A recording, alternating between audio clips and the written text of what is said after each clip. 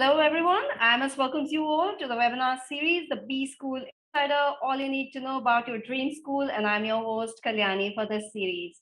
So today we will be focusing on SPJIMR, prep journey, campus life, academics, and placements. So in this session, we will be talking about the test prep journey of the panelists who have joined us today. We'll be talking about the profile-based selection, how to choose your specialization, why SPJIMR, PGDM and marketing, finance, ops and supply chain management. How do you choose between these three? How to fill out the application forms, clubs and committees, a little bit about the academics, what is global fast track, life at SPJIMR, and more. So let's welcome our panelists today. We have Jinay Nagori. He is PGDM 2020. His specialization is in operations and supply chain management. He's a management consultant at Accenture Strategy. We have Piyush Pratik. He's PGDM 2023. His specialization is in operations and supply chain management. He is a global supply chain grad at Castrol India Limited. And we have Rishabh Chawla. He's PGDM 2023. His specialization is in finance. He'll be joining soon at BCG as management consultant. We have Gokul V. Sunil. He is from PGDM 2024. His specialization is in marketing. We have Vatsal Doshi. He is PGDM 2024. His specialization is in finance. Welcome and thank you so much for joining us today for this session. So let's start from your test preparation journey. So we will talk about in this, you can briefly talk about your CAT score, your what was the undergraduation subject you've had. Did you guys have had work experience while you were preparing for MBA or preparing for CAT or not? So yeah, you guys can answer those. And then of course, we'll be talking a little bit about the tips as well. So we can start from the current students. Vatsal, you can start, Vatsal Doshi, then Gokul, then Rishabh, then Piyush, and then Jinay. Yeah. Sure. Thank you, Kalyani. Yeah. So my CAT prep is a little bit different, and because there are profile-based calls here, I am sitting here today Yes. at Yeah. SPJIMR. So needless to say, a profile-based call. I wrote my CAT in just 2 days of my CFA level 2, so not a good percentile score. But Okay. yeah, the profile-based section took care of me. But otherwise, I had prepped for an earlier CAT attempt for a month or so. But because CFA L2 came in the middle, yeah, I would not like to reveal my CAT percentile because I'm not sure if it's inspiring enough. Okay. Okay. But yeah, that is Okay. what Sure. Yeah. All right. Okay. But okay. What was your undergraduation in? Yeah. What were you studying? And also, did you were you working before CAT?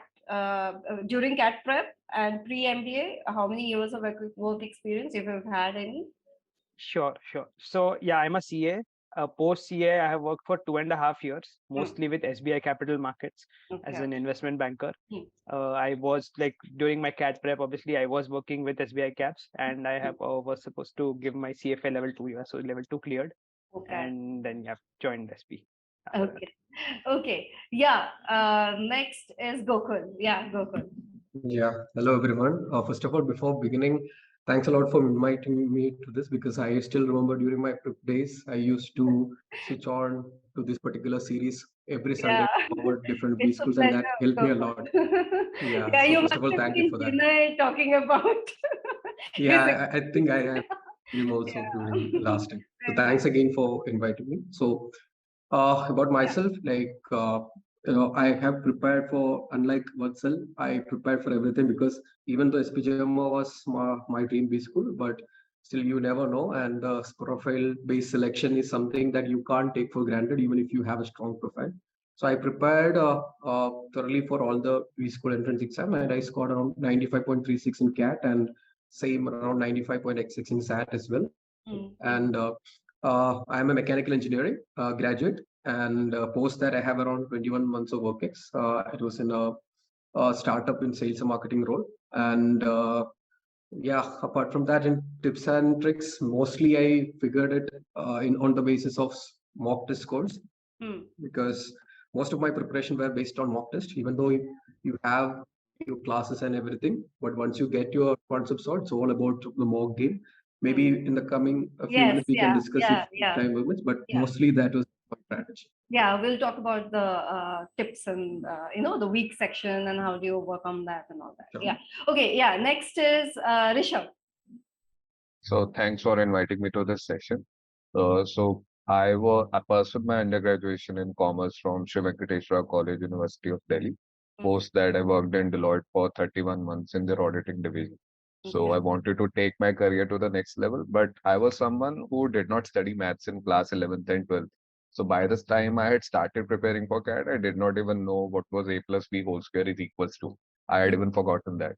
So my biggest takeaway from my CAT prep was that you need to learn at your own pace.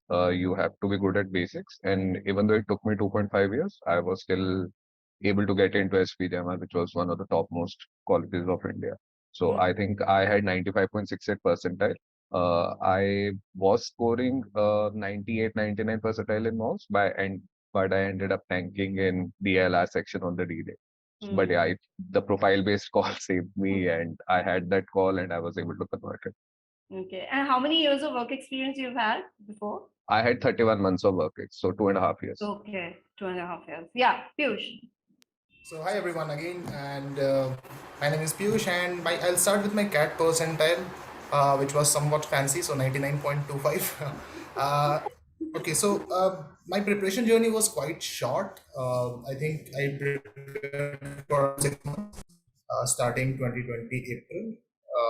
But I think we can discuss this later, and I think we are going to discuss this one. Graduation, I'm a mining engineering graduate from IITIS in Dhanbad. I passed out in 2017, worked for 2 years there in Orica Mining Services. Again, a technical consulting firm based on mining and some weird stuff there. After that, I took a year break, figuring out what I want to do Mm. next. And Mm. again, CAT preparation came out till April 2020. Later in which year I also gave the CAT examination as well. So I worked for around 25 months in Orica, and then came to operation and supply chain in SPJIMR. Now, why this? Why operation and supply chain? It was basically linked to my work Mm. experience. A lot of things were Okay. related. So it was a Mm. very Yeah, I'll come to you regarding the profile. Okay, Jinay. All right. Yeah. Hi everyone. Good morning, everyone. Good morning, co-panelists as well. Um, okay, so for my case, probably I'm the safest one out of all of these people. Mm.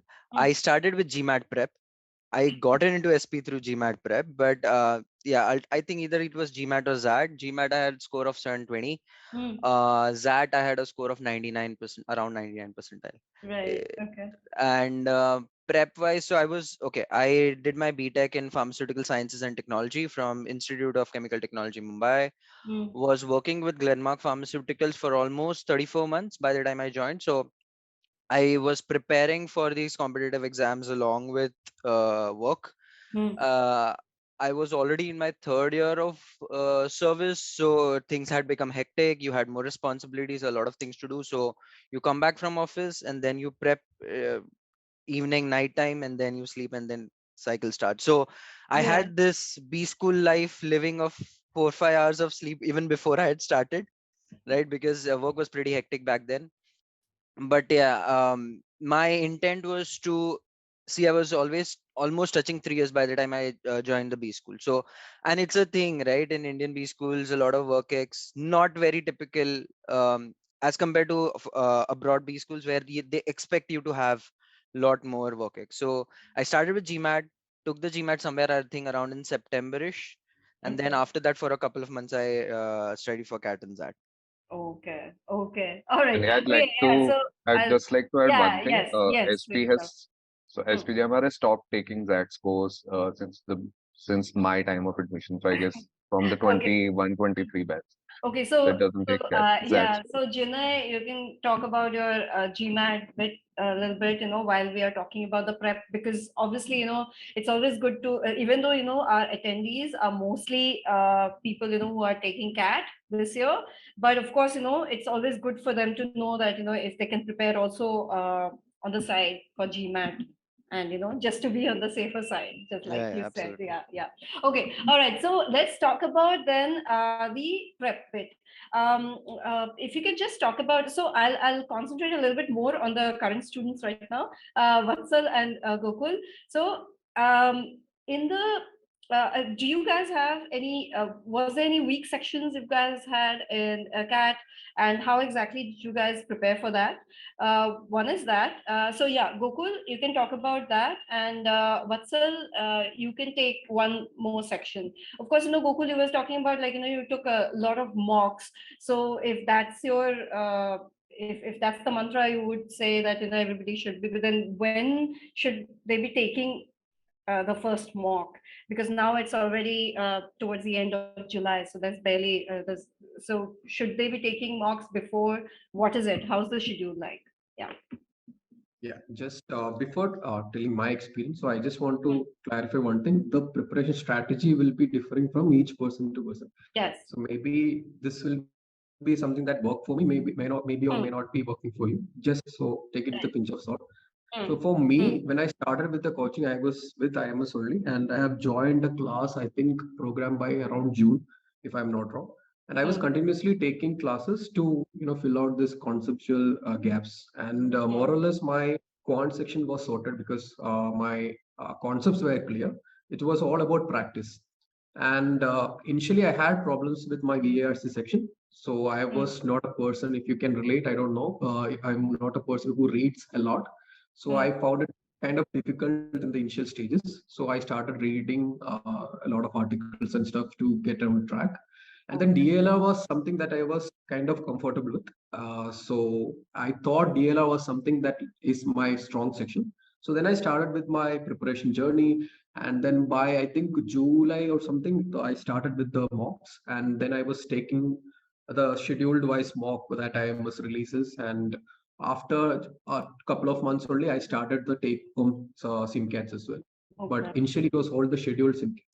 So I started taking tests, I started solving more problems. Then I realized that DLR is a good section to have like a good grasp on, but that is not a score maximizer section. Even if you are really good at it, it will be really hard for you to push the score there. So I understood that if you want to push your score and you want to get a higher overall percentile, you have to push either VARC or quant. So then my focus shifted on that, because DLR you can obviously clear the cutoff as per my preparation. Then it was all about pushing VRC or quant. But then again, towards the end, even though quant was my kind of strong section, but I was not able to push the score much. So I was stagnating at around 30 or around 20 mark, 20 to 30 mark. But surprisingly, my VRC got improved. And then when I thought VRC was my weaker section, but towards the end, it shifted, and VRC was constantly giving me around 30, 35 marks above consistently. So I just want to put it out, like it can change everything. Like towards the end of the exam, maybe you will think that you are weak in one section and you can't improve your score at this point of time. Maybe that will be the section that will bring you all the marks to push your overall percentile towards the end of the exam kind of thing. So that was my preparation journey. And specifically towards mock exams, it is very crucial to take it, because even though you are learning everything on the go, you don't know what happens on the D-Day. So you are actually, taking a lot of mock D-Day exams, I will say. And it all depends on time, what section to attempt. What all questions to attempt first. All those things comes into play when you actually apply those particular things in the mock test. So mock test was very detrimental. After I think around September, I didn't go back and started something on my own. I still had a lot of weak. For example, permutation combination was something that was not something I can do. So I omitted that and I focused on what I can do better. And then I just revised the concepts and just focused on mock tests. That was pretty much my strategy or Yeah. what hybrid. Okay, attendees, we will be taking these questions. There are quite a few questions for the panelists, so we'll take those questions in between the session. Yeah, Vatsal. Yeah. So Your I tip. don't have much to add about the No, just CAT the prep tip, because maybe. again I Yeah. was just working as an investment Yeah. banker, and how much time we get, just as Jane was saying the other time. Yeah. But yeah, for me, quants again was weak section because I had not touched quants after my 12th grade. So sort of tried to improve on the concepts, etc. And about the prep, again, I had taken like only a couple of mocks and just went and I took the exam as a mock, to be very honest. But yeah, I just scored good percentile cutoff, cleared all the minimum cutoffs, and scored. So in and around 90 was my percentile bracket. Okay. But yeah, I think the panelists with more percentile should be able to guide. Yes, yeah. I'll come to Piyush for that. And also, Rishabh, you were saying something about, how it was for you, you had to brush up a lot more because, you Yes. were completely, So can you just tell us, like, there'll be a lot of people, non-engineering students, from commerce background and all, will probably be finding similar kind of issue. So can you just give some tips for those people? So yeah, I would say I learned how to pick and choose my battles wisely by the time I had been preparing for the second attempt. In my first attempt, I secured some 60 odd percentile in QA, and I was sure that I will not be able to crack the exam. But somehow in that ZAT attempt, I secured 93 percentile. So I thought, no, I can do that. And what changed between that 60 and 93 percentile was that I had become good at arithmetic section in the 1 month. So I knew that arithmetic section is the soul of the exam. So even in my actual CAT result, I think I had secured 31 marks. So 10 into 3, 30 plus 1 into 3, 33. So 33 minus 2 negative marks for the incorrect questions. So out of these 31 marks, 10 marks were from the 10 questions were from the arithmetic section that I had done correctly. So I had focused majorly on arithmetic, algebra, and a little bit on geometry. I had left concepts such as number systems. Like I had done number system, but not really that well. And I had left the probability and the permutation probability and the combination section.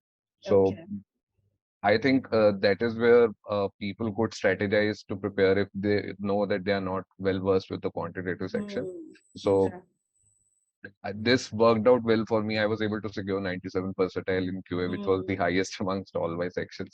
So I feel this, so this would be one of the tips that I could give there. Right, great, okay, Piyush, before you talk about your tips, can you also take this question? Interested to know the CAT prep strategy of 99.25 percentile panelists and Piyush? It would be really helpful. So can you just talk about your strategy and tips if you have any? So see, there are two ways in which one can score or approach 99 percentile or plus. So the first is you be good in all 3 sections, and second is you be good in 2 sections and be moderately good in 1 or decent in 1. The third is also be excellent in 1 and be moderate in 2. I was the third one. The quant score was like 51 out of 66 or whatever the score was total. And the other 2 were like in 30s. So one was way too higher than the other 2, but it somehow managed up to score 99 percentile. So keep in mind that you don't need to be, extraordinarily smart in all 3 sections. You can manage it by being very good in 1 and being moderately good in 2 other as well. Because if you see the score difference, let's say the 100 percentiler, they score, or 99.9 percentilers, they score around 160, 150, something like that. Whereas the cutoff for 99 percentile goes to 100 or 95. So see, there's a 50 mark gap. You don't need to score those 50 marks if you want to score it. So that was my strategy. I figured it out early on. But tell me something. But you are obviously, a maximum number of CAT prep people are engineers.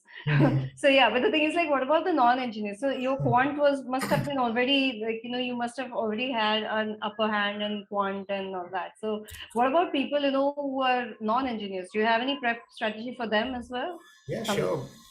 I was very confident that my quants is, my strongest section. Here comes mock 1, my score in quants out of 100, 28 out of 100. Okay. Okay, so it doesn't give you any benefit. Because see, being good in mathematics and being good in quants are two very different things. What we study in 11th class onwards is basically calculus based mathematics, more of trigonometry, or maybe in vectors. Those are not really relevant for your CAT examination. CAT asks basic mathematics, arithmetic, basic algebra.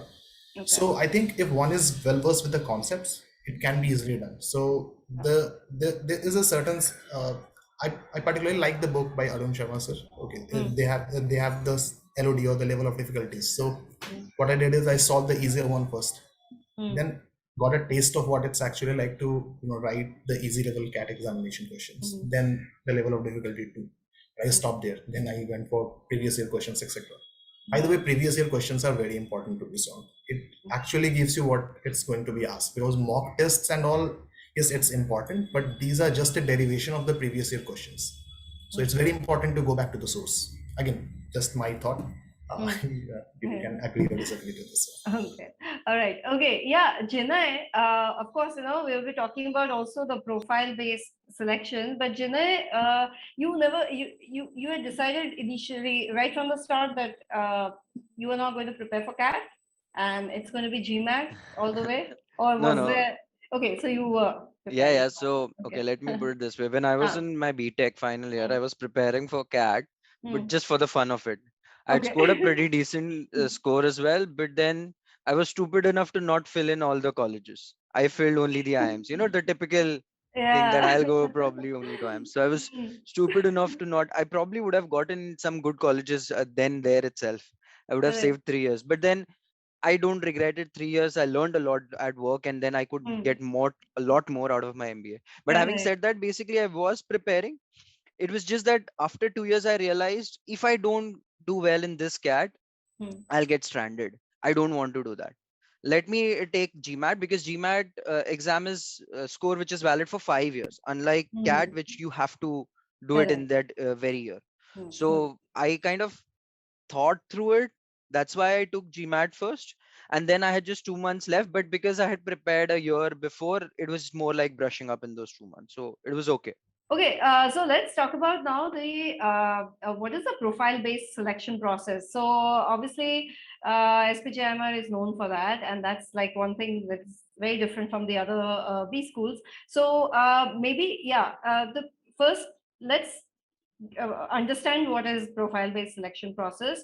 So maybe Piyush, can you take this question first bit, and Jinay and Rishabh, please add and pitch in, and then of course we'll also talk about individually how did you guys select your specialization before, and so yes, Piyush, the selection, Okay. the profile-based selection. So this is what, yeah, sure. So profile-based selection is something that makes SPJIMR quite different from the other B schools. And the idea is basically we are not looking for those who are academically superstars, but we are indeed looking for people who have done a variety of things. Of course, there are people at SP who are academically very, very good. But the idea is to get a mix of people, and this profile-based calls actually helps the students also, like what Sir also mentioned, to compensate for the lack of your percentile. For the lack of words, I'm saying that. For if you if you don't get a very high percentile, it still gives you a fair ground to play. Correct. And that is very important, because in SPJIMR you will find people who have the percentile from 99 percentile as well to 85 or maybe 88, 90, 92. So there are a mixed range of people, but every one of them is equally good. And the reason is that someone is better in academics, someone is better in sports, maybe in music or something like that. So this is what the idea is behind the profile based calls. Okay. And also for me it was a score. Yeah, sure. No, So I'll just carry like to on. add one more thing. The other one is this. Score plus profile based call. So the other one is not only score based call as well. So to all those questions which are coming, what are the chances of freshers, or what are my chances of getting into SP? No one knows. No one knows. So okay. Now the thing is, like, almost all of you have got work experience, right? Now the thing is, like, so you already knew that, okay, I know this and I'm good at this, and so obviously maybe in specialization I'll probably take this particular field. What about the those people, who are freshers, what are they going to do now? How are they going to select the right? I mean, what if, you select a particular specialization and then you figure it, like, after the first semester, that, okay, this is not my cup of tea. What do I do? Rishabh, can you please answer this? Yeah. Yes, I can Yeah. take this up. Yeah.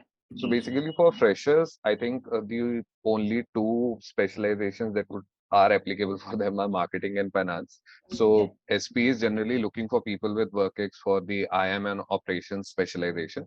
And Okay. yes, there are chances. So like I had an existential crisis after first year if I want to continue in finance. Yeah. So there was this option that was given to me that I could change my specialization to any other, provided that I have the necessary credentials for the same. Okay. So let's say that I was from finance. Probably I could have switched to marketing because it's more of a genuine type of specialization. Mm. But I could not have switched to IM and operations Okay. Mm. specialization. There Mm. was this friend of mine who Mm. was a CA. She had opted for finance, but Mm. then she switched to marketing after her first year. So the Yeah. only criteria that you need to fulfill is that you need to be among the top 50% of the batch. Okay. Okay, so if you are in the top 50% of the batch in that particular specialization subject, Mm. so like let's say Mm.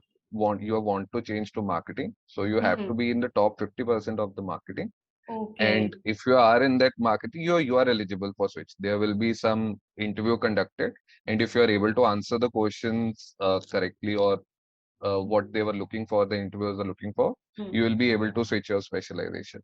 So, and then the another good thing about SPJIMR is that Mm. from the 24 batch, they have introduced the BM course, which is Okay. more of Mm. a general management degree where after for the first 3 semesters, I guess the subjects are same as what the normal PGDM students study. Okay. However, from the Okay. fourth semester, they can choose their focus areas. I think Vatsal and Gokul can add more to this Yeah. since they Mm. have their BM batchmates. We did not have any BM batchmates. Okay. Okay.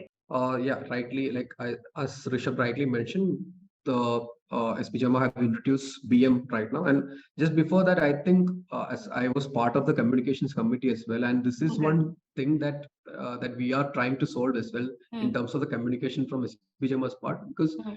people tend to connect SPJIMR just with the WorkX folks, and freshers often consider Mm. SPJIMR as not a place where they actually can go. So this Mm. is not a this is not the case, because Mm. just like my panelists mentioned, that we have different specializations, and it is up to the individual that to choose between the right specialization if you are a fresher. So just like Okay. mentioned, IM or ops will demand more work from you, because if you are going for a profile based code, you Mm. need some amount of work. But unlike in finance and marketing, there are a lot of there are a lot of freshers. Even if in Yeah. my case, in my class, there are at least around 30 to 40% of freshers in my class, Yeah. But which then is the that's marketing probably, specialization. yeah, that's probably because, yeah, you were in marketing, right? So, Right. okay, so let's focus on operations and supply chain management. Because the thing is, like, for this particular program, I believe, you have to have work experience, right? So, Right. Jinay, you can take it, and then Piyush, please pitch in. Yeah, Jinay. Right. Yeah. So, okay, first covering the basics, right? See, Huh. any specialization that you take for SP, you the intent of you deciding your specialization is more like from the perspective, do you know yourself well? Do you know what do you want to do in life? Mm. Obviously, it's a very difficult question to answer, and it's not that everybody will figure it out. But at Yeah. least the intent is that you should have some inclination towards it, right? You should know where are you headed, what do you want. And to be honest, it would be incorrect to say that you don't have enough information in this world and era. Probably everybody has access to a lot of information where you can understand what will be things like in marketing, what will be things like in finance, on operations, or in IM. Correct. If you are not doing that background understanding, then it's a problem because you are yourself are not focused on identifying what do you exactly want to do. Mm. So they are going to test you on that. How much of a thought clarity do you have on this during the interviews? And they want you to be aware of what you're getting into, Mm. right? Because whenever you get a call for a particular specialization. You Mm. don't get just a call to SP and then you can decide. It's a call for a particular specialization, so you need to be sure of what you're getting into. Okay. Having said that, now coming back to the operations bit, in my batch there were a few people with less than a year experience as well, Okay. if not freshers technically, but effectively not having a lot of work ex also. Hmm. But they had proved their case that they are somebody who can get into this stream, which Hmm. requires experience and understanding of that particular kind of job that you'll get after the MBA, right? Okay. So if you can showcase that, you can get into it. Hmm. There were exceptions as well. In my senior batch, there was one person with zero work ex, basically a fresher, Hmm. no a gap as well, but was into operations. So it's not that it's Okay. impossible. It's Hmm. just that you really need to prove yourself that you are worthy of that particular specialization, and you'll do well. You Hmm. have inclination towards it, and you will do well, Hmm. right? Okay. So again, nothing is cast in stone at Hmm. SP, or rather in any B Hmm. school, Hmm. right? So Hmm. if you prove your credentials, I think you can get into it. Having said that, in operations, yes, people are generally with WorkX. So Hmm. I would say 30-40% of my batch was with 2 years of WorkX. Rest 30-40% were with 3 years of WorkX. Some of them were with less than 1 year. Some were with 4 years as well. Hmm. So yeah, that's how it is for Okay, operations. okay. So, yeah, Piyush, can you talk about like you knew already that you wanted to get into supply chain management, is it? Yeah. Or like Yeah. opportunities? Yeah. Yeah. So, how do you decide on it? Any tip for anybody who has had probably the same similar kind of work experience or similar kind of educational background? But then, Sure. how do you Sure. decide on it? And Rishabh and Vatsal, you guys both are from BCom, so was that the reason why you guys decided to get into finance? I mean, is that how it works? So think about it. I'll come to you guys as well. Yeah, Piyush. Okay. So how did I choose to go into operation and Hmm. supply chain? Well, when Yeah. I was working, I had a lot of work to do with the purchase and procurement team as well. Hmm. Okay, so that's one area where supply chain actually works. And during my internship also, coincidentally, I worked with the procurement and purchase team. So Okay. the idea is, as Gina mentioned, you have to figure it out beforehand, like where you are heading to. Hmm. Okay, Hmm. so my operation supply chain specialization, the selection of that was a very linear progression to my work experience. It Okay. might not be the case with everyone else. So, for Yeah. example, in my batch, there was one fellow batchmate who had a work ex in pharmaceutical industry, and then she moved into operation and supply chain. Hmm. No, and she was doing the finance job there, by the way. Okay. So just having a work ex in that stream is not necessarily required. Okay, as Gina mentioned, you have to prove your mettle. Now, coming to why is it the case that most of the students do possess a work ex is because sometimes it's just that you by possessing a certain years of work experience, it's easier for you to understand certain things in operation and supply chain. For example, when there's a subject called service operations management. Okay, when we were taught that, I was easily able to correlate that, hey, this is something I have experienced back then. There's a subject called manufacturing, manufacturing process. So when it was taught, I was actually able to get the, hey, this is what I have seen. So I think that might be the rationale. And again, I am choosing the word might very carefully because no one knows what exactly goes into the head of those who select people. So, Yes. but that is what I think could be the rationale behind. Like, if you have certain work experience in certain domains, it might be easier for you, and more importantly, to contribute to the discussions in the class. Okay. Okay, because it's not one-to-one Yeah. learning. Correct.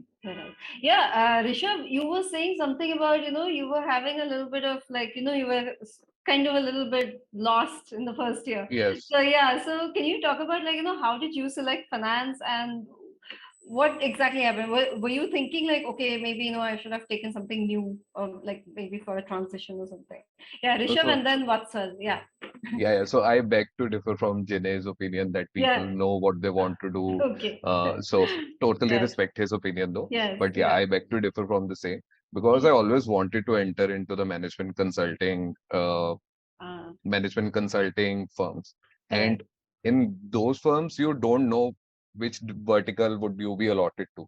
So I chose finance because I was from BCom. I was working in Deloitte where my day-to-day work involved auditing the financial statements of big Fortune 500 companies. So I knew that if I choose finance, I would not have to justify my choice of choosing that specialization. Correct. And at the same time, I knew that consulting opportunities are open to people from all specializations. So I just need to get my foot into the door, get into SPJIMR, and then enter a consulting firm. So thankfully, I was able It to just back that worked out. opportunity. Yeah, it Yeah, it worked was out worth the completely opportunity, for and yeah, I you. did have an existential crisis to understand if I still want to do an MBA in finance or not. And I think for people like me, SPJIMR has introduced the PGD and BM course, which I think is a step in the right direction, because even the current dean believes that choosing a specialization from the start might be difficult for some people. Correct. Yeah. Yeah. What's up? Sure. So I have a little different perspective here. Yes. It all boils down to why one chooses to do an MBA in the first place. Either it is you don't know what you want to do and later figure out your choices, Yes. or maybe it's just that you know the direction which you want to get into, and MBA will help you accelerate in that direction. It'll put you on a pedestal. So for me, who's a CA and who was already headed towards CFA, I knew what I want to do, probably something in the field of finance. And now I know that an MBA will help me probably get to more front-end jobs, more sort of IB front-end jobs, and sort of accelerate my career from one space to the other. So I come from that space, where in the first place. And as Jinay said, it definitely helps. Okay, Gokul, from engineering to marketing, how did you how did you convince those people like, okay, I'm right for marketing? And that, and how did you decide that, okay, I don't want to get into finance and all that? Okay, so first, why marketing? Because that trend, you watch Three Idiots, you think that engineering is the thing, and you join engineering, and at the end of 3 or 4 years, you'll understand that this is not the thing that you want to do for like your lifetime. So that was my conscious decision to move out. So when I was about to leave the college, I made a conscious decision that I want to move from engineering. So that's why, rather than just joining a technical firm or IT firm, I joined a marketing firm. So I started off with a sales and marketing role, and I think that was a crucial element for me in convincing SPJIMR. So I was able to convince them that. So I have already decided to shift my path, and I have gained some knowledge over the years of around 17 to 20 months. I have worked in this particular domain. So just like Jinay mentioned, I have that kind of knowledge about this particular domain, which in fact I can translate into my MBA career. Adding on to this, I also did some other certification programs. I had done some digital marketing certifications. I think these things will be asked in your form one as well. I think the first application form you are filling, whether you have done this kind of things, and also your PRs also help. I am first kind of part of the core team of my fest. I was doing sponsorship, so mostly in the sales and marketing spectrum, I have done a lot of work, even though my specialization was in mechanical engineering. And one more thing is that since they are looking for an entire profile-based code, my extracurricular set was also kind of strong. So I have got a Rashtrapati Award from, on basis of hardest content gate. I was a trained theater artist. I was into content creation. So all these things, I think, added value. So basically, the profile eventually added value to they thought will add value to the cohort. And since I had that work experience, I think that path of delving into marketing was clear to the people who are selected. Again, we don't know what they are looking for and how they select, but I think this must have helped me. Okay, tell me. They can also ask if you have but, seen. Sorry, just one thing. They can also ask if you have seen Gokul's vlogs on YouTube. Just a little thing to keep in mind. Okay. Okay, Jinay, can you talk about like what are the kind of questions that are asked during the personal interview? Is it mostly, you have to remember, you have to go back and jog your memory. But yeah, I mean, I'll come back to all of you. As in your personal interview, are they asking more from the bit that, why you selected this particular field and all that? Or is there anything about your education? Do they give you maybe a calculation or something to solve, or some case study or something? Do they have anything like that during the interview, or any current affairs question and all that? Or is it completely about you've chosen in marketing, so I'll ask you why, what, and all that. Is it how the questions are, Jinay? See, yes Yeah. and no, I would say. First of Um, all, it's 5 years back, so I yeah, really I need to know jog my you memory for remember. that. But see, it will be different for everyone, right? It Hmm. depends on what you answer and what cross questioning you're going to get and what direction either they get the interview to flow in, or you answer in such a way that you kind of divert their entire questioning towards. Hmm. It's basically a skill. But having Hmm. said that, a lot of emphasis will go on what you fill in the form. For SPJIMR, the form filling is also, I would say, given it enough time and effort. I know there will be exceptions and people saying that I probably filled it in a day and stuff, but Uh, if you give it a lot of thought there, and coming from that, hmm. while I know there is BM and people don't know, and I think Rishabh rightly pointed out, there will not be Yeah. everybody who knows, but the intent is that if you know yourself, and even if you don't know what you want to get into, at least you know yourself, you put it down on that form, right, properly. Correct. You will be asked questions on that form, Okay.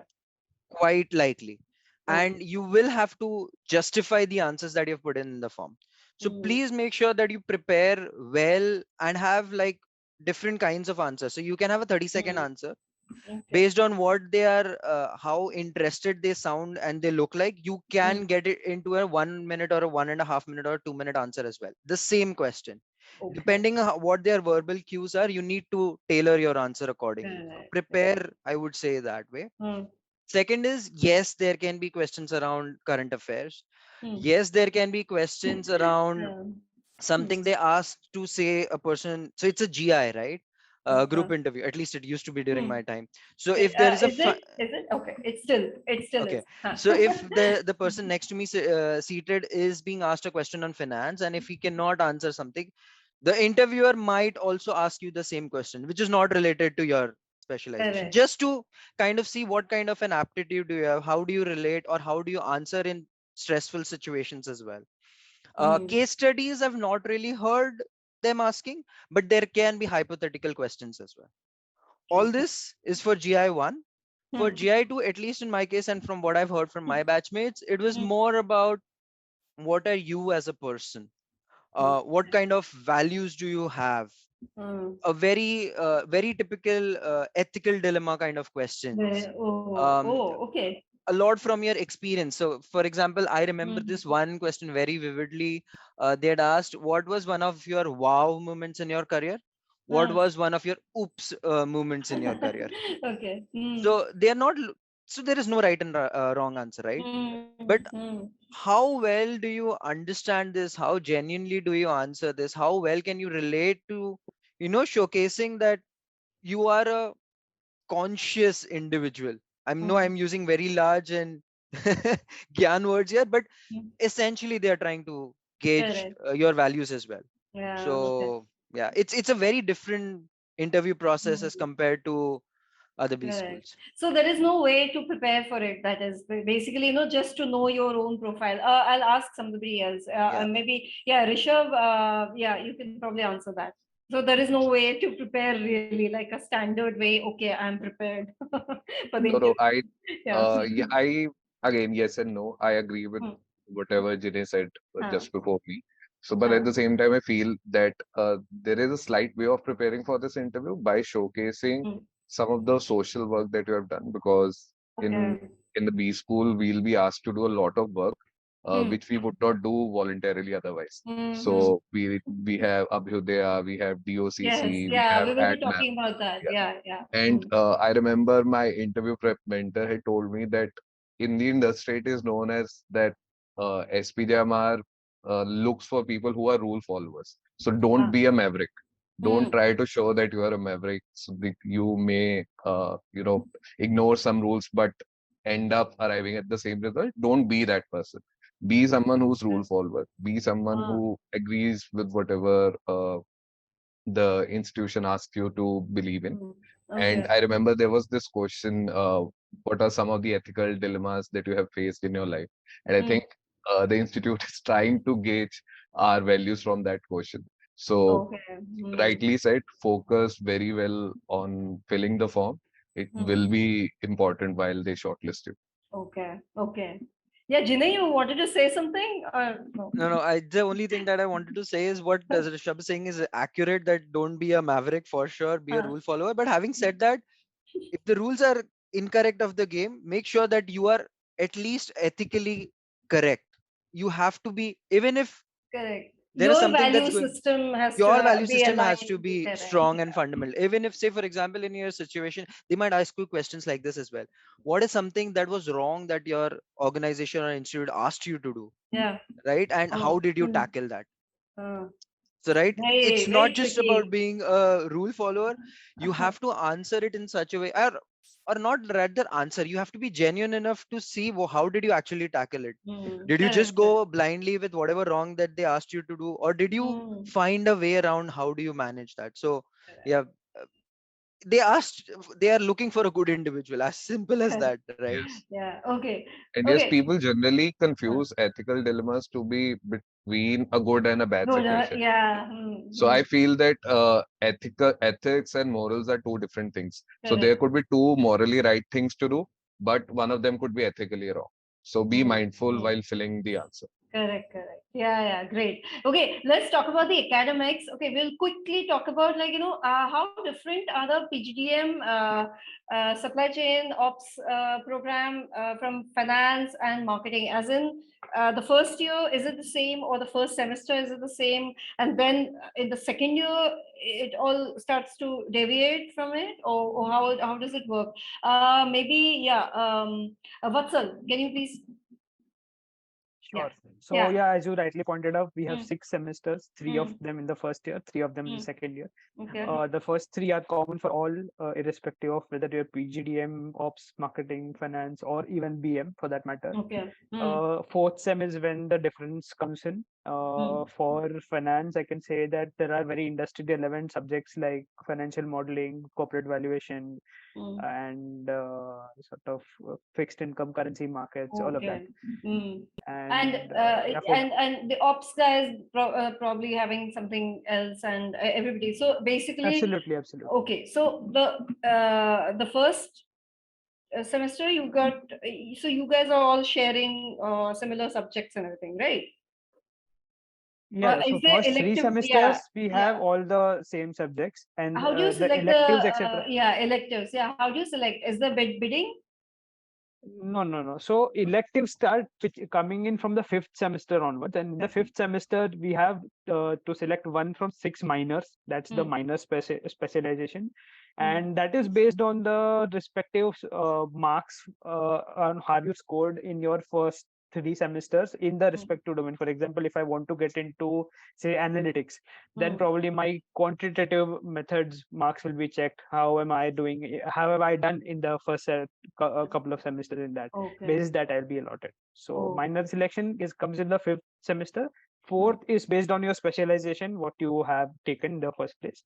And yeah, the first three will be different. Will be same for Just to add on to that, Kalyani, so Yes. rightly mentioned, till DoCC, till March of the first year, everyone's similar. So even Vatsal is from finance, I'm from marketing, but we study in the same division. So it will be similar throughout the first year, and then term 4 starts. Even I think Vatsal missed out one part. Just I want to mention, even in specialization, there are electives. So there are inter specialization electives, and also when you're choosing minor, there are other electives. In that also, it's not like you will fill your priority, and based on the allocation, it will be given to you. And there is some limit of the minimum number of people who should subscribe to that elective. If that is fulfilling, you will get that elective. And that is how term 4 is a mix of core subjects plus electives. Then our autumn internships happens, and then after the placements, we'll move on to term 5, where we'll start our minors. So like Vatsal mentioned, with respect to the scores that you got and with the availability of the seats, you will be allocated different minors. Okay. Okay. What is the global fast track? Piyush, can you take it? Sure. So Global Fast Track or the GFT is one of the most, sort of attraction for students to come to SP, because it generally gives you a very good exposure as to while you are learning MBA here, you need to go out and see. So this is student exchange program kind of a thing, right? No. These two are different. These two are different. So Global Fast Track is a mandatory program for everyone to participate in. Okay, what a student exchange is like, what generally people think of a student Yeah, exchange. You apply and you get selected, yeah. etc. So that's a different pathway. Okay, so yeah, global. So global fast track program basically takes all the students. In our batch, 237 of us went to ESADE in Spain, and we had to see 3 weeks course. You have to sit there in the class, learn from the teachers from there. So it's a very different kind of experience because it just made sure there that you have a mindset shift. Like what you are learning here, is it applicable there? What new things can you learn from there? And in fact, we did a few projects there. One of the very interesting ones was what business idea you can take from India and implement it in Spain. So it was a very different thing. Like how would you implement one idea from one country to other, and it allows you to, or in fact enforces your thinking into different direction and different dimensions. So it's a very interesting program. But tell me something. So this happens in second year?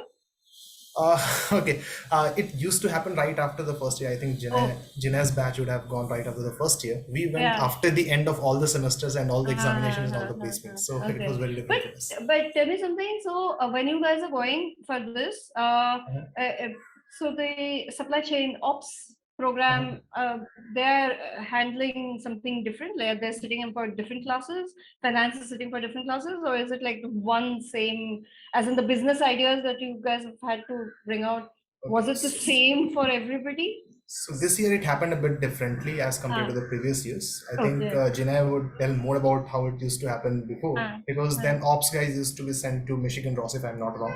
IM2 paper. So now everybody is sent to the same place. This year, because of the COVID, and I mean till last year it didn't happen because of COVID situations. So this year when it happened, we all went to one college. It didn't used to happen like this. But the thing is, like, but the classes, the projects, and everything goes on together at GFT. For this time, all the programs. This time it was. Okay. Oh, all right. It was different before. Okay. All right. Okay. Let's talk about these. What is DoCC, PgLAB, AdMap? What are these? SPJIMR is associated with these. What are these? Who can talk? Okay, Rishabh, can you please answer? I can talk about DoCC. PgLAB did not happen in the offline mode for us, so it was very different for us. I think Gokul or Vatsal can answer better on that. So DoCC is basically an internship in a village or in an outskirt areas of random places in the country, where you go and work with NGOs and help them with their problems. So like I went to Bhimli, a village near Vishakhapatnam, where I didn't even know the language there. People spoke in Telugu there. The families, I remember looking at the files, and the families were earning only 15 to 16,000 a year. And they had 4 or 5 kids. They did not have televisions at their home. They did not even know that a guy named Virat Kohli existed. So it was an eye-opening experience for me to experience the poverty firsthand and know how privileged I am. So SP, since the motto of SP is to bring conscious leaders into the world, I think they had introduced this program back in 90s, and it has been continuing since then. Similarly, all friends of mine, some even went to very nice places like Shillong, in Manali. This from the 24 batch, some people even got to go to Bangladesh and work under a Nobel Prize winner. So I think it is a good experience, and it really adds value to your CV. And it's a compulsory, is it? Yes, it's a compulsory. Okay. It's a compulsory. You don't get to choose where you will go.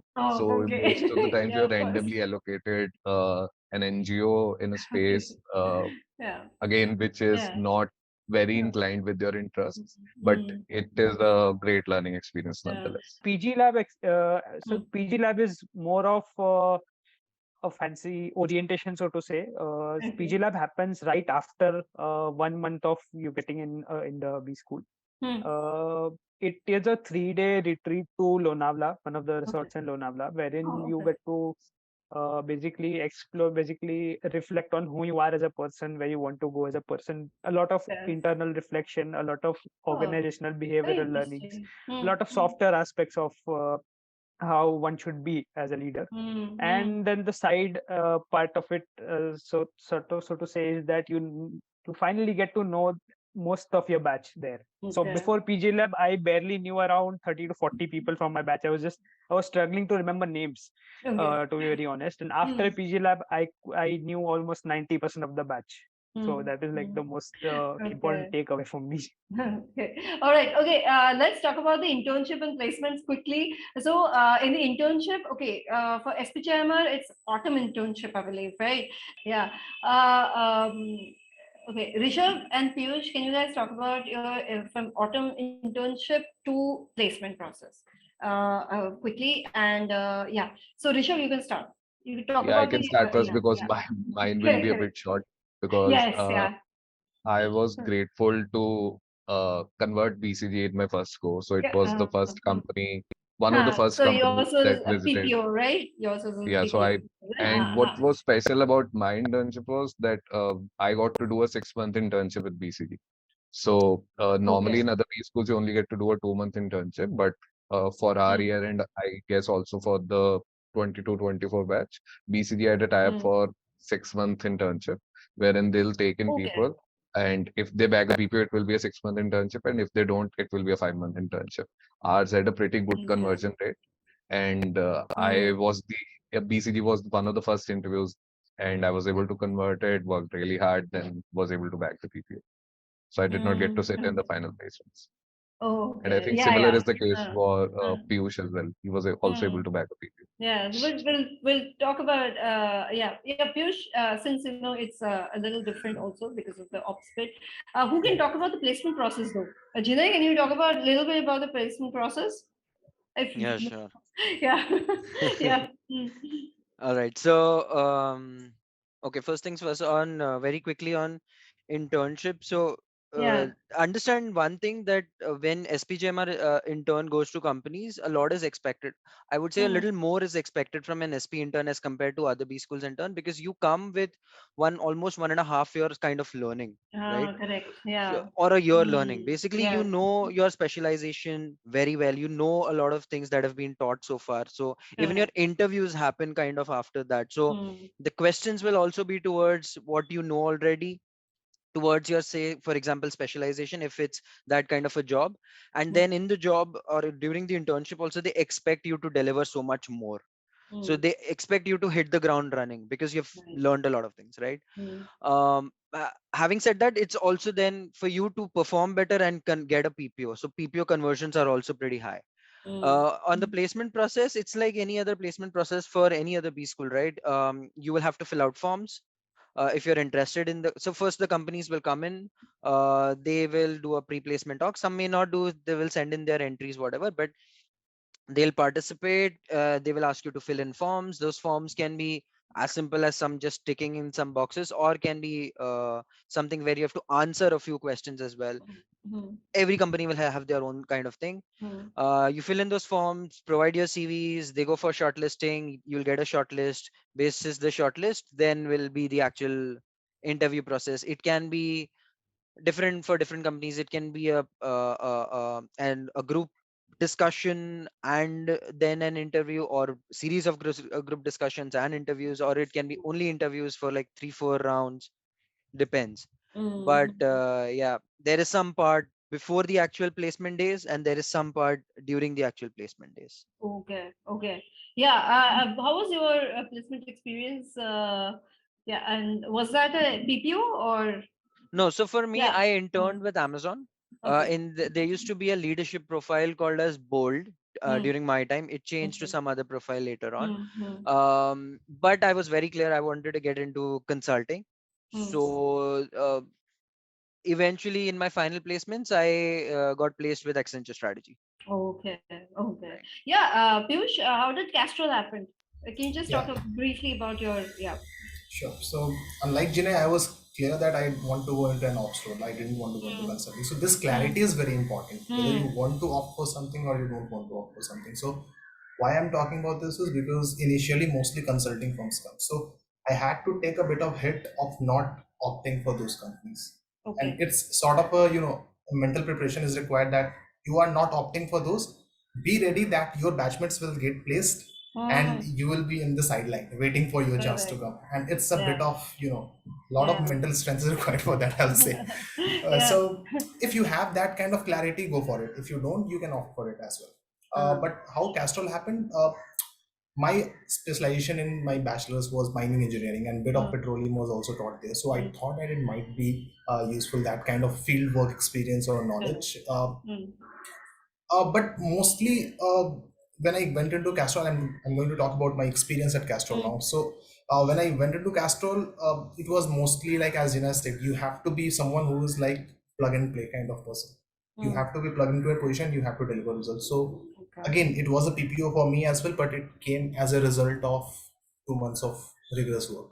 Okay, so once you come into SP, you are expected to deliver much more as compared to interns from other places as well. So, But tell me something, if you have an internship, say somewhere, and you get a PPO, but you are not interested in that field or that PPO, you want to still sit for the final placement. Can you do that? Is it possible? No? I think if you are not interested, you would not be given the PPO at first place. Okay. So, Yeah, no, I mean, not necessarily. Like sometimes, you're really good at it, so you get it, but you still want to go for your final placement because, for It's whatever as reason, simple as that. If you get a PPO, you're signed out of the you're signed out. process. Okay. So you're no longer a part of Oh, you the can't sit placement only. process. Yeah. So if you don't want a PPO, please tell your organization that please do not give me a PPO. Okay. Very, very subtly, but yeah, that's how Yeah. you do it. Okay. Quickly, let's look at some photos. Yeah. So this is a pic that I've taken during our PgLAB. So we had a trekking experience. So this is at the top of that mountain. And this is where the other inside activities happen, just like Vatsal resort, and we will be split into teams, we will have activities. This was one such Look picture. at me. So I got an opportunity. So there are a lot of case competition that will be happening, and this is one thing that I won as part of Amazon. So I got a day at Amazon visiting the fulfillment center, and this is the India operations head. So I got to shadow him for a day. So this is an experience that I got. This is our first perks of joining a top B school. You will get opportunities like this. Yeah, this is also a picture in the fulfillment center. This is a club that I'm part of, which is called Speak, and the faculty in the center is Ratika ma'am. So yeah, this is a club, the public speaking club that I was part of, and Trial by Rebuttal is one of a flagship event where it is a debate between students Ojas and is also faculty. very popular, right? Yes, Do you have any yes, photos I'm from? coming on to that. Yes. So just before that, this is the Onam celebration that we have for the Sadhya part of this, and this is the Augustine. So Jinay was a convener back in his time. I was this year's edition's deputy convener. So we have a connection like that. So this year's Ojas happened just a few months back, and this is also awarded as the 4th best B School Fest in the country as of now. And this is the core team which handled Ojas this year. And we also have a program called Abhyudaya, where we get to mentor a child from an underprivileged community. And this is I call them Sitara. So she was in 10th standard. This is the picture that I took in the last session that we had. So we just finished that. And this is part of my DoCC when I went to Raigad. So there was a part of my project. I had to interact with SSGs, and this was a picture taken there. And I had to do some surveys also. This is also part of DoCC. Yeah, again, DoCC. So this was just before our autumn placements, where we were gearing up for our autumn placements. So a picture with my friends, and this is my communications committee, and we actually conducts the annual flagship event called Spark, which is like a TED talking seats, and this is the team as well as the panelists and the faculty that is involved. So this is a brief about the different experience that I had. Yeah, very nice. Yeah, that's it. All right, so this is how the campus looks like. Fortunately, I was on the top floor of my of the hostel and facing towards the lake. So our campus has a beautiful lake. The place where you will find a lot of people after a lot of stressful nights and submissions where you'll go. Right, this is how it looks typically in monsoon. This is how we are taught financial accounting. Right, and in the very first semester, I would say. How do you do credit debit, especially for an engineer who has no clue of all of this? So yeah, it's helpful. That's how we learn financial accounting. This is our Mm. PgLAB where we were doing various kind of activities. Just to add one thing on PgLAB, while Oh, PgLAB is nice. also about knowing your batch, going from me to we, all Mm. the people probably will Mm. start smiling on this. But this is also a way of completing a part of your course, which is called as OBHR in other B schools, right? So we Okay. learn organizational behavior through this Uh, 3-day retreat, right? okay. Mm. So that is the actual learning motive out of this entire thing. This Correct. is also another photograph from PgLAB where you're actually at a resort, more or less the entire batch, whatever we could Mm. capture in one photograph. Right. This is what our sports committee had organized, a tug of war event, just Mm. because it was raining like crazy and we had nothing to do, and thankfully some lectures got cancelled. Mm. Let's have something to do with, so we had this tug of war. This is Independence Day celebration. I used to be a part of the committee. There used to be a committee called as Program Integration Committee, Mm. which was similar to a cultural committee. There was no cultural committee back then. We used to organize a lot of Mm-hmm. festivals and events in our campus. So this was Independence Day. Yeah. Gokul kind of said that I was the convener during my time Mm. of the Okay. OJS festival. It's a fairly large Mm. festival, I would say. We had gotten Agni banned Okay. for the pro night. This is one of those pictures.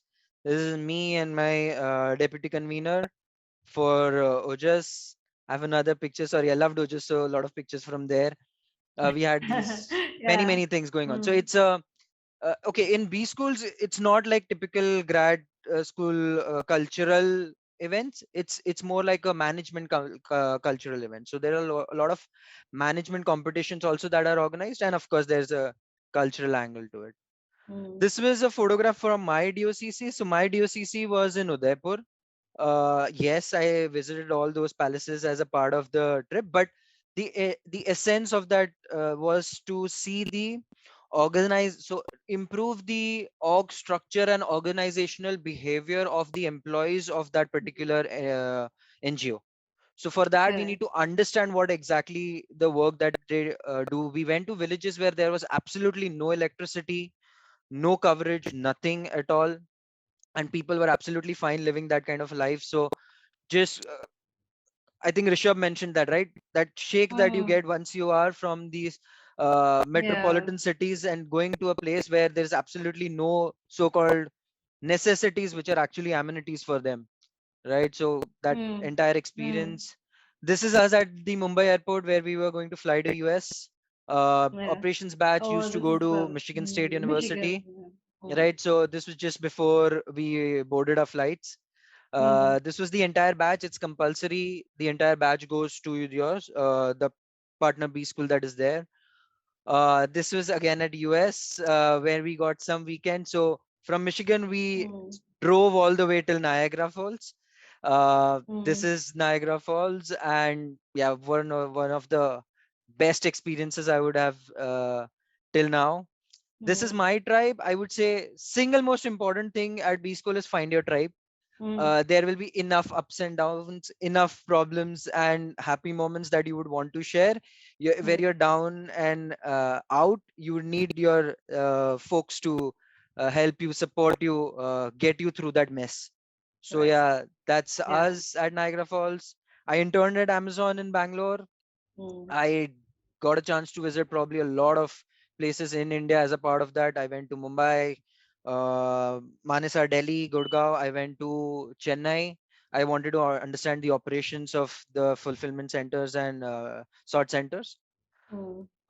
This is us, the last photo again, just to say that SPJIMR is not just about, or any B school for that matter, is not just about studies and doing stuff. It's also Mm.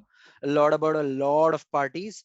Mm. So enjoy your time there, have fun. This is one of, I think, 31st nights where we Mm. went to a pub, had a blast. So yeah, but just don't Yeah. party as well. Please do study too. Yeah, yeah, yeah. Yeah, Right. okay. I would like to thank all the speakers. Thank you, Jimmy. Thank you, Piyush. Thank you, Gokul. Thank you, Rishabh. And thank you, Vatsal. Thank you so much for your insights on SPJIMR. Thank you.